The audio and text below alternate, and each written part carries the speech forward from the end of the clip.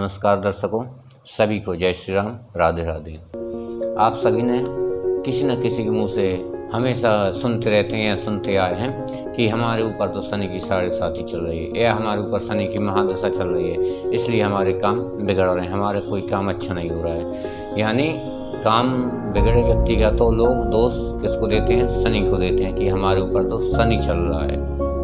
आज हम इस वीडियो में जानेंगे कि शनि की महादशा या शनि की 7.5 जिसको हम बोलते हैं वो कब आती है और कितने वर्षों तक हमारी कुंडली में रहती है, हमारी राशि पर शनि की 7.5 रहती है और शनि कब अच्छा फल देते हैं, कब बुरा फल देते हैं, ये सब हम आज इस वीडियो में जानेंगे।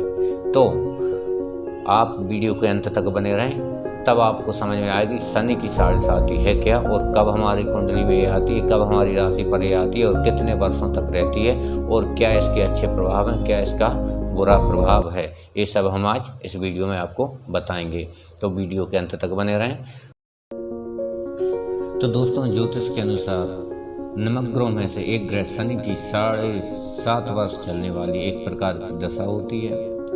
ज्योतिष एवं खगोल शास्त्र के नियम के अनुसार सभी ग्रह एक राशि से दूसरी राशि में भ्रमण करते हैं। इस प्रकार जब शनि ग्रह लग्न से 12वीं राशि में प्रवेश करता है तो उस विशेष राशि से अगली 2 राशि में गुजरते हुए अपना समय चक्र पूरा करता है। शनि की जो गति होती है वो सबसे धीमी, सभी ग्रहों में सबसे धीमी गति होती है। एक राशि पर करीब 2.5 वर्ष रहता है। तो शनि की मंथर गति के चलने के कारण, यानी धीमी गति के चलने के कारण यह ग्रह एक राशि में लगभग 2.5 वर्ष तक यात्रा करता है, यानी 2.5 वर्ष एक राशि में रहता है। तो इस कारण एक इसके आगे की राशि और एक इसके पिछली राशि, दोनों को यह प्रभाव डालता है। यानी अगर आपकी राशि कुंभ है तो कुंभ से पहले की एक राशि मकर और एक बाद की राशि यानी मीन, तीनों पर प्रभाव ये डालेगा। इस प्रकार 2.5 तीनों राशियों पर रहेगा, तो इस प्रकार ये इसकी दशा 7.5 वर्ष की हो जाती है। इसी को हम 7.5 कहते हैं। यानी एक राशि पर 2.5 वर्ष रहने से और उसकी अगली और पिछली राशि पर बराबर प्रभाव डालने से किसी भी व्यक्ति की कुंडली में 7.5 की महादशा आती है। तो आप समझ गए होंगे कि शनि की 7.5 क्या है। सरल शब्दों में कहें कि यदि आपकी राशि है कुंभ और वर्तमान में कुंभ राशि पर अभी शनि है जो कि उसकी स्वयं की राशि है, यानी कुंभ राशि का स्वामी शनि है, तो अभी इस राशि पे है, तो इस राशि के हिसाब से आपकी पहली राशि यानी मकर राशि और आपके बाद की राशि यानी मीन राशि, तीनों राशियों पर शनि की 7.5 चल रही है। तो इस प्रकार यह शनि की 7.5 महादशा इसको कहते हैं। अब हम जानते हैं कि शनि की 7.5 कब अच्छा प्रभाव देती है, कब बुरा प्रभाव डालती है और शनि की 7.5 से बचने के उपाय क्या हैं, तो हम इस वीडियो में अब आगे ये जानेंगे।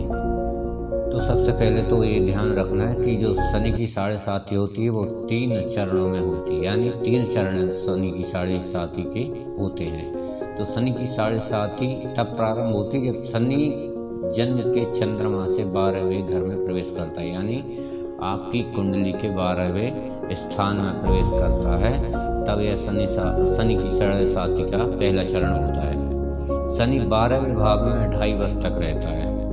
इस 2.5 सालों में जातकों को पैतृक संपत्ति संबंधी समस्याओं का सामना करना पड़ता है, विशेषकर अपने पिता के साथ। इसके अलावा धन से जुड़ी परेशानियों के साथ आँखों से जुड़ी प्रॉब्लम इस पहले चरण में हो सकती है। यानी पहले चरण में अगर आपको पैतृक संपत्ति आपके पास है तो उस पैतृक संपत्ति में आपको लड़ाई झगड़ा घाटा हो सकता है और अपने आँखों यानी आँखों की रोशनी से जुड़ी संबंधी समस्याएं हो सकती हैं, आँखों में जलन विशेषकर हो सकती है। तो शनि की 7.5 का दूसरा चरण सबसे ज़्यादा कष्टकारी माना जाता है, यानी पहले चरण से ज़्यादा दूसरा चरण कष्टकारी माना जाता है। जब शनि 12वें घर से पहले या चंद्रमा के घर में जाता है तो वह चरण जातक को धन संबंधी समस्याओं का सामना करना पड़ता है, यानी आपके पास कंगाली जैसा माहौल आ सकता है। जातक या तो कर्ज में डूब जा सकता है। इसके अलावा गलत फहमियों के कारण गंभीर वाद विवाद, लड़ाई झगड़े और रिश्तों के टूटने की योग दूसरे चरण में बन सकते हैं। इसके साथ ही स्वास्थ्य पर अधिक असर पड़ता है। इसके अलावा शनि का जो तीसरा चरण होता है, जब शनि मूल चंद्र भाव से दूसरे भाव में प्रवेश करता है, यह पिछले 2 चरणों से थोड़ा कम हानिकारक होते हैं, यानी तीसरे चरण में आपको थोड़ी राहत महसूस होती है। इस चरण में जातकों को वित्त संबंधी छोटी मोटी समस्याओं और छोटी मोटी स्वास्थ्य संबंधी बीमारियों का सामना करना पड़ता है, लेकिन यह ज़्यादा लंबे समय तक नहीं रहता। तो ज्योतिष के अनुसार शनि की 7.5 का असर हर जातक पर अलग अलग होता है, यानी एक जैसा असर किसी जातक पर नहीं होता है। शनि हमारे कर्मों के कारक ग्रह हैं, यानी हम जो कर्म करते हैं वो शनि उनको ऑब्जर्व करते हैं, इसलिए यह लोगों को उनके कर्मों के आधार पर अलग अलग फल देते हैं। 7.5 का प्रभाव ग्रह की स्थिति पर भी निर्भर करता है। इसलिए जब शनि स्वयं अशुभ स्थिति में होता है तो वह शनि दोष का कारण बनता है, यानी जब शनि स्वयं दोष ग्रह के साथ होता है तो वह दोष का कारण बनता है। शनि 7.5 होने पर ये प्रभाव पड़ते हैं, जैसे कि शनि 7.5 होने पर छोटे से छोटे काम में रुकावट आती है, बिजनेस नौकरी से लेकर घर संबंधी समस्याओं में उत्पन्न होती है। 7.5 होने पर व्यक्ति को स्वास्थ्य संबंधी कई समस्याओं का सामना करना पड़ सकता है। शनि की 7.5 होने पर रिश्तों में भी खटास आने लगती है। छोटी छोटी सी बातों में वाद विवाद शुरू हो जाता है। कुंडली में शनि की 7.5 होने पर आर्थिक स्थिति पर सबसे ज़्यादा प्रभाव पड़ता है, यानी आर्थिक स्थिति जो होती है सबसे ज़्यादा उसका प्रभाव शनि की 7.5 का पड़ता है। किसी न किसी तरह से रखा हुआ पैसा चला जाता है। इसके साथ ही बिजनेस में धन की हानि का सामना करना पड़ता है। तो ये शनि के कुछ हानिकारक प्रभाव आपकी 7.5 के दौरान आपकी कुंडली में पड़ सकते हैं। जरूरी नहीं है कि शनि 7.5 में आपको अशुभ फल ही प्राप्त हो, यानी आपके साथ बुरा ही बुरा हो।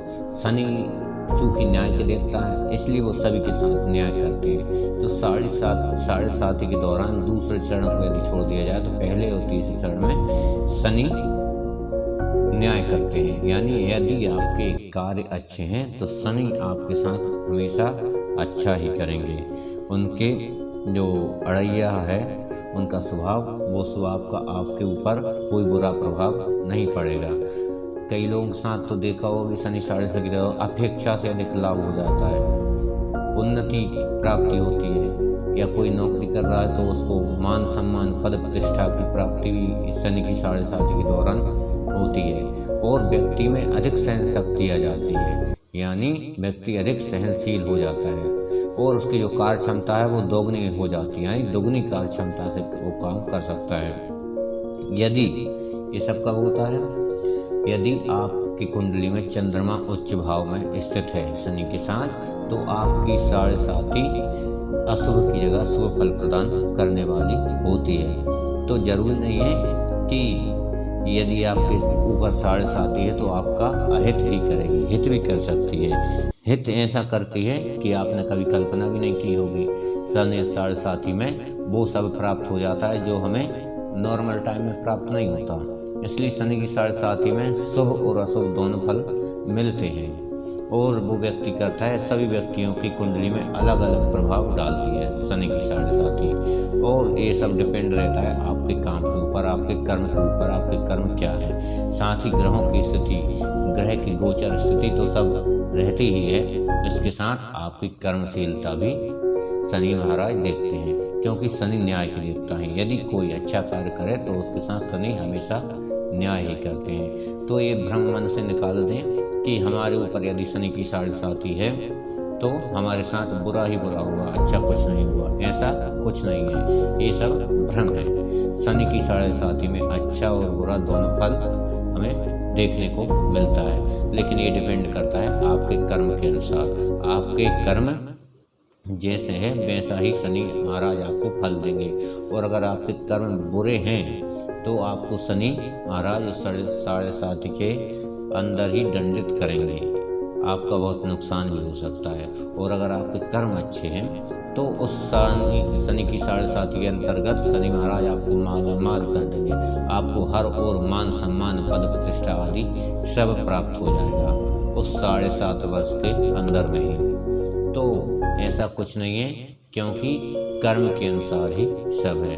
इसलिए तो कहा गया है कि कर्म प्रधान विश्व कर राखा, जो जस करें सो तस फल चाखा। शनि तो एक निमित्त मात्र है, भगवान ने उसको एक ऑब्जर्वर के तौर पर देखा है कि कौन अच्छा कार्य कर रहा है, कौन बुरा कर रहा है, उसी के अनुसार उसको दंड दें, उसी के अनुसार उनकी 7.5 प्रभावी होती है। तो आप अपना कर्म करते चलें, बाकी जो शनि की 7.5 है वो अपना कार्य करेगी, उसके लिए सोचने की कोई आवश्यकता नहीं है। तो ये आपको वीडियो पसंद आई होगी, इसलिए आज जो शनि 7.5 से रिलेटेड आपके जो क्वेश्चन मन में चल रहे हों उन सभी का आंसर इस वीडियो में आपको मिल गया होगा।